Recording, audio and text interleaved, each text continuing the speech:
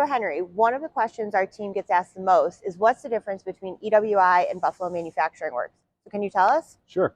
So EWI was started 40 years ago in Columbus, Ohio as a center of excellence in welding.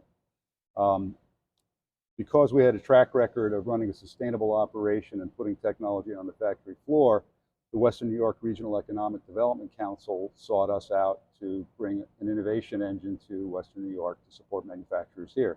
You know, manufacturing is a big part of the economy.